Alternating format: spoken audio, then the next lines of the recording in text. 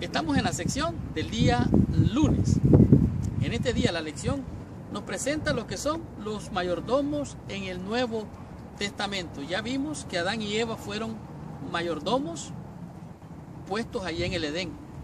También comprendimos lo que era la mayordomía en el Antiguo Testamento, las cualidades que tendría el mayordomo y cómo él era un administrador, pero que habían también administradores o mayordomos que fueron destituidos por haber mal utilizado la posición en la cual que ellos se encontraban.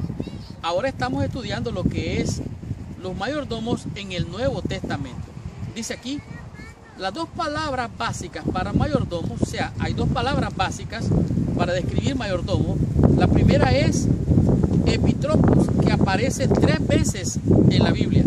Y la otra es oikonomos, que se presenta 10 veces en la Biblia y que describen puestos de incorporaciones de responsabilidades administrativas que el propietario le confía al mayordomo o al administrador.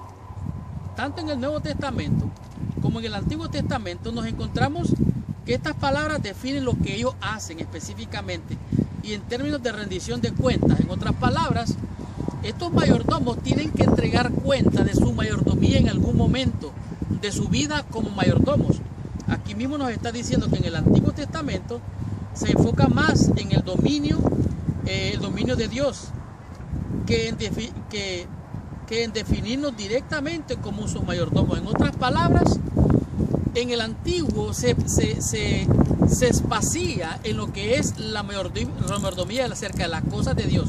Pero en el Nuevo Testamento es más profundo. De hecho, aquí nos dice que Cristo profundiza este tema. Dice el dominio de Dios, definido el concepto de mayordomo es muy similar para ambos testamentos. El Nuevo Testamento expande el concepto más allá de la administración doméstica.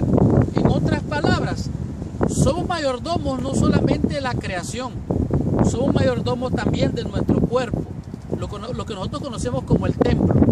Nuestro cuerpo es templo del Espíritu Santo, por lo tanto hemos de cuidarlo, hemos de administrarlo. Pero también tenemos los bienes materiales, también tenemos los bienes espirituales, de lo cual creo más adelante vamos a abordar en la lección. Dice, la lección va más allá de un mayordomo que escapa de sus desastres administrativos. También se aplica a quienes escapan del desastre espiritual mediante una sabia manifestación de su fe. Un mayordomo sabio se prepara para después del regreso de Jesús, más allá de aquí y de él ahora. ¿Qué significa esto? Bueno, en este día de la lección nos manda Lucas capítulo 16, y en Lucas capítulo 16 nos dice claramente lo que significa ser un administrador, ser un mayordomo, ser realmente un siervo de Dios. Pero un siervo de Dios que va más allá de lo que es el concepto de ser un mayordomo. Dijimos que es Lucas capítulo 16 del versículo del 1 al 15. Ahora, esta es la parábola del mayordomo infiel. Este mayordomo infiel, dice la Biblia, que empieza a pensar en su corazón, oiga bien, no lo manifiesta verbalmente con su boca, pero sí lo piensa en su corazón.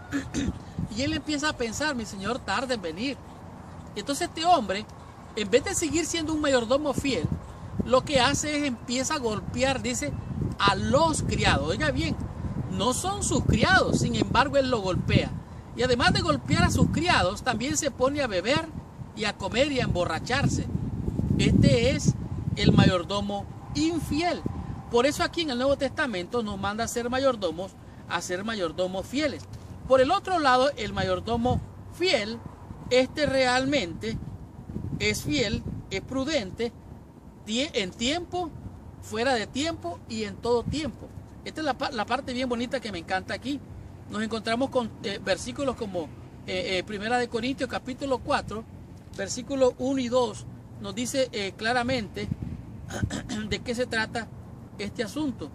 Primera de Corintios capítulo 4, versículos 1 y 2 nos dice así: así pues, tengamos los hombres por servidores de Cristo, oiga bien, y administradores de los misterios de Dios. En otras palabras, somos administradores y mayordomos de los ministerios de Dios, Ahora bien, se requiere que los administradores, que cada uno sea hallado fiel.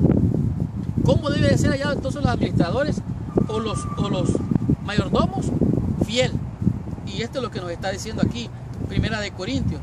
En Tito capítulo 1, versículo 7, nos encontramos la otra parte de lo que tiene que ver con lo que es el mayordomo. Tito capítulo 1, versículo 7, dice así: porque es necesario que el obispo sea irreprensible como administrador de Dios. Oiga bien, ¿cómo debe ser? Como administrador de Dios tiene que ser irreprensible, no soberbio, no iracundo, no dado al vino, no pendenciero ni codicioso de ganancia deshonesta, sino hospedador, amante de lo bueno, sobrio, justo, santo, dueño de sí mismo. Otra palabra, que tenga dominio propio. En Primera de Pedro, en capítulo 10, Primera de Pedro, capítulo 4, nos expande esta idea más allá. Primera de Pedro, capítulo 4, versículos 10 y 11 dice: cada uno, según el don que ha recibido, ministralo a los otros como buenos administradores de la multiforme gracia de Dios. O sea, la gracia de Dios se manifiesta de diferentes maneras. Dios ha elegido a unos pastores, maestros, evangelistas, los que hacen milagros, los que hablan diferentes lenguas. Esos mayordomos, esos administradores, tienen que ser hallados fieles y administrar la multiforme gracia de Dios. Si alguno habla conforme a las palabras de Dios, si alguno no ministra conforme al poder de Dios, que el poder de Dios da, para que en todo sea glorificado Jesucristo, a quien pertenecen la gloria y el imperio por los siglos de los siglos. En otras palabras, todo le pertenece a Dios. Somos mayordomos de Dios. Y como mayordomos tenemos que ser hallados fieles, hemos de ser prudentes. Dice: he de abrir mi corazón al Espíritu Santo a fin de que se despierten cada una de las facultades y energías que Dios me ha confiado. Pertenezco a Cristo y estoy ocupado en su servicio. Soy un dispensador de su gracia. Aquí podemos ver claramente, en estas preguntas nos confronta y nos dice de manera metafórica lo que dice Lucas capítulo 12. En realidad, somos mayordomos. ¿Estaremos siendo fieles mayordomos? Dice el mayordomo sabio está listo para el regreso del Hijo del Hombre. Y describe al mayordomo infiel como alguien que ha dejado de ocuparse porque el amo demoró su regreso. El mayordomo infiel se ha convertido en un tirano y se ha vuelto abusivo con los que le rodean. Ya no es un modelo de buenas obras. ¿Es un administrador de la gracia realmente o está haciendo mal uso de sus facultades? Dice aquí: cuando aceptamos a Cristo somos mayordomos y llamados a administrar los recursos de Dios. Más aún, debemos administrar las realidades espirituales en preparación para el cielo. En otras palabras, somos responsables de lo que aprendemos, de lo que no hemos aprendido y de lo que podríamos aprender, de los misterios de la gracia de Dios.